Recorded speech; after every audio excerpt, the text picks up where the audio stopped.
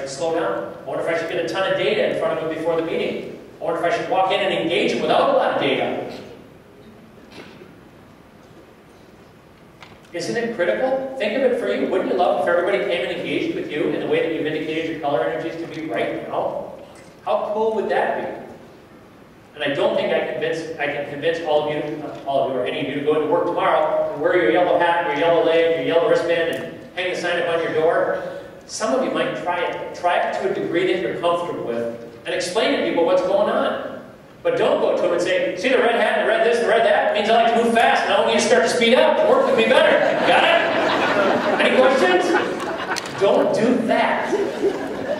Bring all your red stuff back to the office, but bring that card and show that person the card and say, hey, I'd like to work better with you. Where do you see yourself in this model? What color do you think you lead with? What color do you feel you lead with? Let them tell you. And now you become the guru. You find a way to, no matter where you're coming from, give that person more of what they need to have a better interaction. When you bring these together, by the way, this is the psychology. Notice I didn't use intuition and sensing. It's not part of this 4-color model. It is part of your profiles, but not part of the 4-color model. So as you bring it together, let me do this. Thinking on the top, feeling on the bottom, like I shared, introversion and extroversion. This is the psychology that underpins the meaning of the color energies. So cool blue, introversion and thinking. Earth green, introversion and feeling. And again, those of you with an MBTI background, this will start to make a lot of sense. Sunshine yellow, extroversion and feeling. And red energy is extroversion and thinking.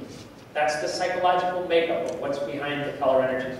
The Insights Discovery instrument, by the way, is one of the most heavily studied instruments in the world. It's studied every year by several leading global universities, and there's a 400-page statistical validity and reliability document that supports everything that we do. And you can talk to the folks in the booth afterwards if you're into that. If you lead with an energy that wants to understand more of the why and the how, we've got that information for you. How about this? How about a quiz to make sure this is coming through? And we used email as the example before. What energy might have sent this email? Blue. How do you know? Long. One of the first clues, literally, is it's long. And it's probably filled with detail. If you get this, and you lead with fiery red, what do you do? Delete it. I heard delete it. There's what do you do, and there's what should you do. Red or yellow, what you might want to do is just go, oh God, that's a lot. Let me go talk to John later. Hey John, what's up? What's in the note? Long note. Can you just tell me some of the bullet points? Oh, is that awful for those of you that take all the time to write an email, isn't it? If you get an email like this, write an email back like this. Answer the questions if they're there. Does it take more time? Yeah. Does it honor who sent it? Yeah. Do you still get to go back to the other person and say, you know, your emails are really long, they're killing me. How about if we just really stick with, some combination of the detail you need and the brevity that I prefer? What Insights does is trigger those brilliant conversations to help everybody operate better together. Gang, I did it! Picked for the Japan program! Woohoo! Come on. Wish you could all go with me. Everybody pile in the car. It'll be fun. P.S. Blue Energy didn't have a P.S. on it. Why? Those of you that lead with Blue Energy. Yeah, because you redo it, you stick it in where it's supposed to go, and you reconfigure it, you do it like your spell check. Y'all doesn't do that, they just slap it on, probably get irritated. And then they do this. Does this kill you? Oh yeah, that's just how awful that they would just stack it in the end. It's all out of order, it doesn't make any sense. But we do that.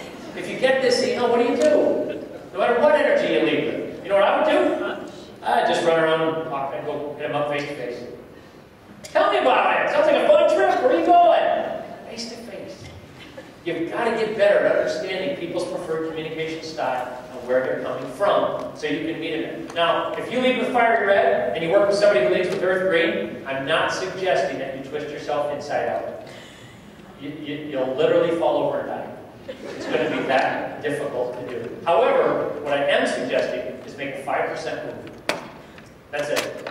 Make a 5% move to the person's energy, whatever you perceive it to be, and everything in terms of your interpersonal communication dynamic will be better.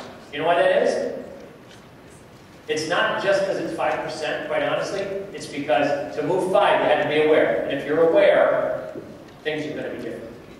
If you're aware, there's a different energy on the other end of this, things are going to be different. I don't have a slide for it, but think about your voicemail messages.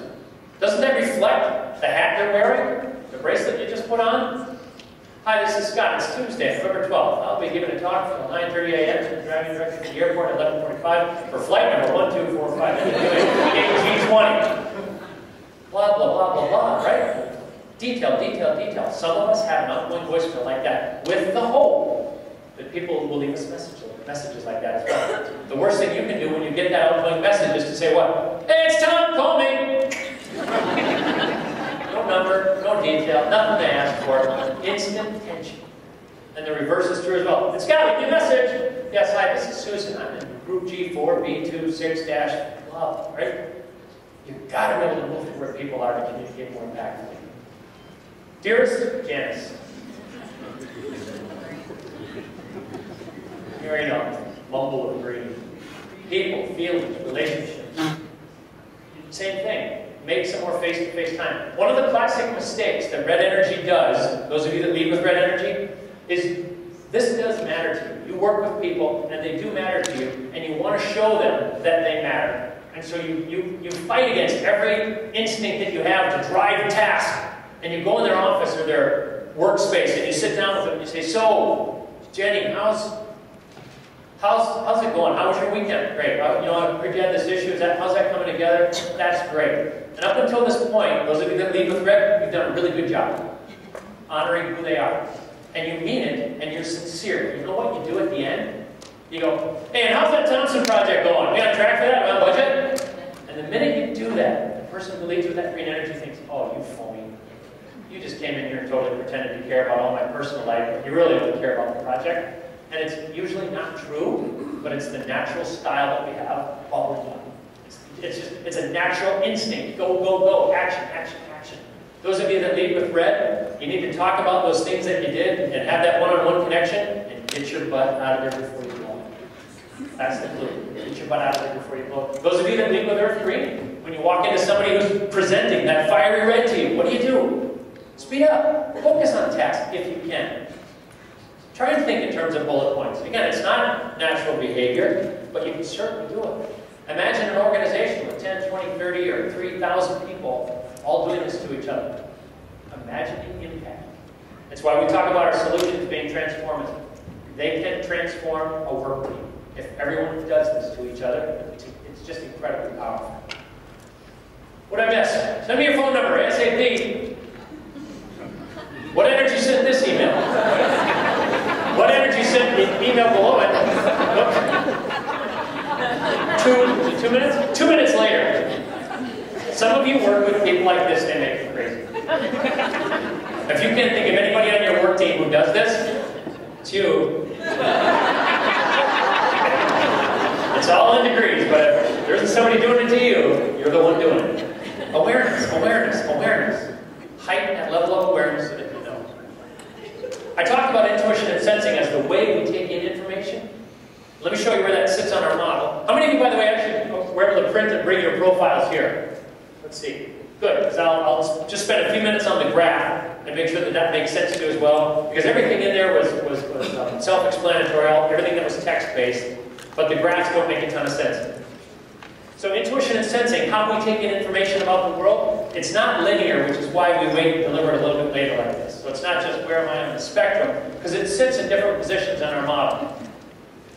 Let me show you. Intuition is strongest in its extroverted sense. That's what Jung said. So over here, those of you that lead with red and yellow, and you see yourselves as being very extroverted, you are likely also quite intuitive, meaning you have a gut feel, you tend to just know things. There's a certain knowing that comes, and an ability to think more globally, maybe more futuristic.